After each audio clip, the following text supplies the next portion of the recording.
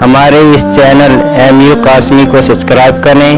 اور bell icon پر click کریں تاکہ آنے والی ویڈیو آپ تک بہت جلد پہنچ سکے۔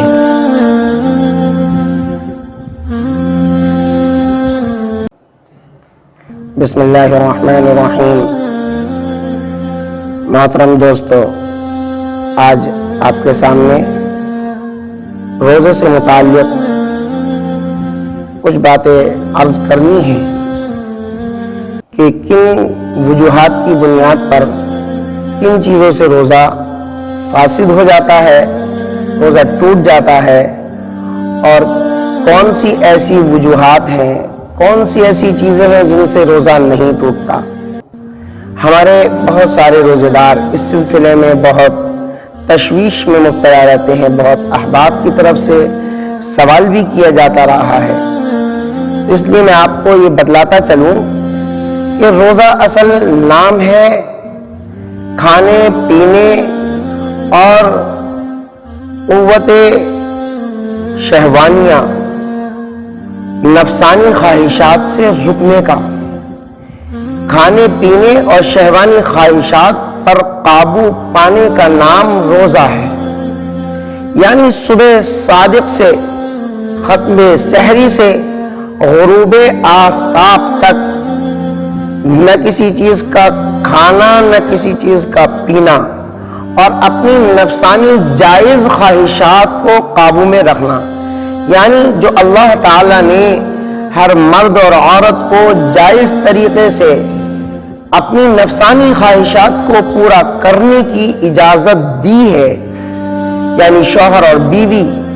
جو آپس میں ایک دوسرے کے ساتھ اپنی نفسانی خواہشات جائز طریقے سے پورا کرتے ہیں، ان اوقات میں صبح صادق سے لے کر روزہ رکھنے کے بعد سے غروب آفتاب تک کھانے پینے اور اس نفسانی خواہشات سے رکنے کا نام روزہ ہے۔ اس کو بالکل پابندی کے ساتھ، نہ ایک چنے، آدھے چنے، پاؤ چنے کی برابر کوئی چیز کھائی جا سکتی ہے قصداً، نہ ہی کوئی ایک مشروب، ایک گھونٹ اور ایک بوند کوئی مشروب منہ کے اندر زبان پر لایا جا سکتا ہے قصداً، اور نہ ہی کوئی نفسانی خواہشات کا تقاضا پورا کیا جا سکتا ہے۔ لہذا اس سلسلے میں آپ کو بتلاتا چلوں کہ ہمارے بعض احباب اس میں تشویش میں مبتلا رہتے ہیں کہ جیسے آج کے وقت میں یہ عام طریقے سے کوئی بیمار ہو جائے، بیماری لاحق ہو جائے، تو اس وقت دوا نہ لے کر انجیکشن کے ذریعے سے دوائی جسم کے اندر پہنچائی جاتی ہے۔ تو میں آپ کو بتلا دوں کہ وہ انجیکشن کے ذریعے سے جو دوائی اندر پہنچائی جاتی ہے، جو انجیکشن جسم میں لگایا جاتا ہے، اس سے روزہ فاسد نہیں ہوتا ہے، اس لیے کہ وہ دوا معدے کے اندر رگوں کے ذریعے سے، نسوں کے ذریعے سے پہنچائی جاتی ہے، حلق کے ذریعے سے وہ دوا نہیں پہنچائی جاتی۔ اس لیے روزہ انجیکشن لگوانے سے فاسد نہیں ہوتا، لیکن بے وجہ انجیکشن کا استعمال نہ کیا جائے، اور یقینی بات ہے کہ کوئی بھی انجیکشن بغیر وجہ کے نہیں لگواتا، ضرورت پیش آ جائے تو انجیکشن لگوا سکتے ہیں۔ اسی طرح سے گلوکوز چڑھوانا، کہ اگر سخت ضرورت پیش آ جائے تو گلوکوز چڑھوانے سے بھی روزہ فاسد نہیں ہوتا، اس سے بھی روزہ نہیں ٹوٹتا ہے۔ اسی طرح سے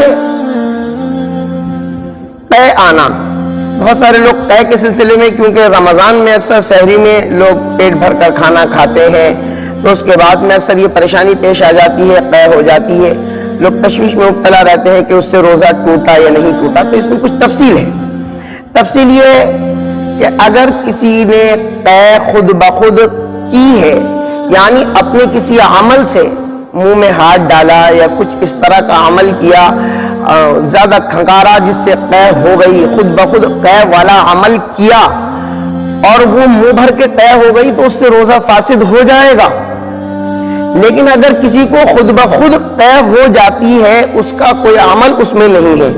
یعنی اس نے منہ میں ہاتھ بھی نہیں ڈالا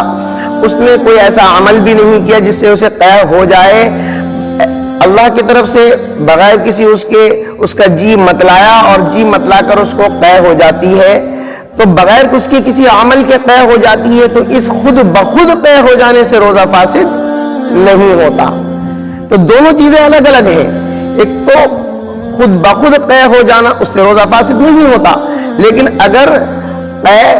بقصد کی گئی ہے، بالقصد کی گئی ہے،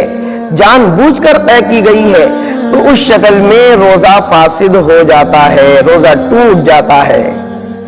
اسی طرح سے روزہ ٹوٹنے کے لیے اگر کوئی شخص بھول کر انجانے میں کچھ کھا پی لیتا ہے تو اس بھول کر کھانے پینے سے بھی روزہ نہیں ٹوٹتا، لیکن اس میں ایک تفصیل یہ ہے کہ اگر کسی نے بھول کر کچھ کھا پی لیا اور اس کے بعد اسے فوراً یاد آیا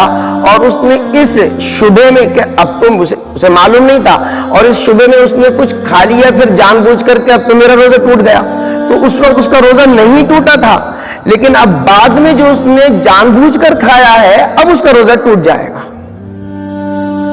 اسی طرح سے آج کے وقت میں خون ٹیسٹ کرایا جاتا ہے، کوئی بیماری لاحق ہو جائے تو اس کے لیے ڈاکٹر لوگ ٹیسٹ لکھتے ہیں کہ بھئی تمہارا ٹیسٹ کیا جائے گا،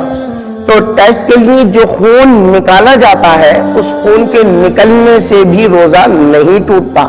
روزہ فاسد نہیں ہوتا اور روزہ باقی رہتا ہے۔ اسی طریقے سے آج کے وقت میں ہم دیکھتے ہیں کہ بیڑی سگریٹ کا دور ہے، یہ بیڑی سگریٹ یہ چیزیں وہ ہیں کہ ان سے روزہ ٹوٹ جاتا ہے۔ اگر بتی وغیرہ اس کا دھواں یا گرد و غبار، اس کی بھی دو شکلیں ہیں کہ اگر کوئی شخص جان بوجھ کر قصدن اگر بتی کا یا کسی چیز کا دھواں جان بوجھ کر اپنے اندر لے رہا ہے تو اس سے روزہ ٹوٹ جائے گا، روزہ فاسد ہو جائے گا، لیکن بے ارادہ وہ کہیں کسی ایسی جگہ پر چلا جاتا ہے کہ جہاں پر اگر بتی جل رہی تھی یا کوئی کسی قسم کا دھواں یا گرد و غبار ہو رہا تھا اور وہ بغیر ارادے کے بغیر قصد کے وہ دھواں یا وہ گرد و غبار اس کی ناک میں اس کے حلق میں چلے جاتا ہے تو اس سے روزہ فاسد نہیں ہوگا، روزہ نہیں ٹوٹے گا۔